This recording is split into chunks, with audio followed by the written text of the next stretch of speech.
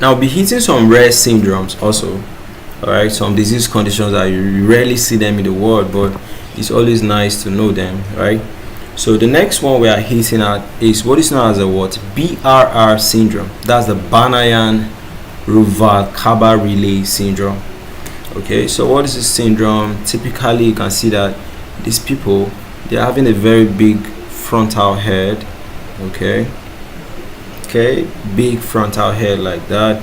You can see how the legs are fat, edematous legs. All right, so they're actually quite rare disease conditions, you know.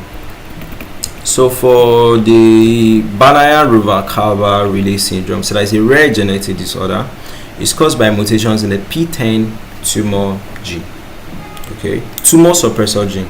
So when it says a gene is a tumor suppressor, that's a gene that if it is there, it will stop tumors from growing. But once the gene is not there, tumors now have a free environment to grow without any checks and balance. Right? So it's characterized by what? Macrocephaly. Macrocephaly. Macro is big. Cephal is head. Macrocephaly. Alright. So multiple hamartomas, lipomas, pigmented spots on the penis. I saw a lot of pictures of the penis, but I wasn't able to bring the penis here because YouTube could actually ban the video for what? Sexual content. You understand? So they don't actually understand that medical students will know all of that.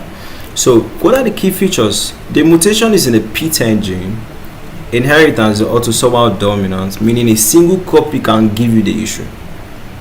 So clinical signs, there's a big head, you know, hamartomas, tumor growths, you know, lipomas, fatty tumors under the skin. So what I was saying, edematous, edema is more of like fluid accumulation.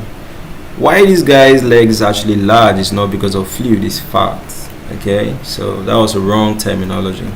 Hemangiomas, you know, pigmented macules on the penis in males, high birth weight, macrosomia. The baby is so big, you know, than its age mates.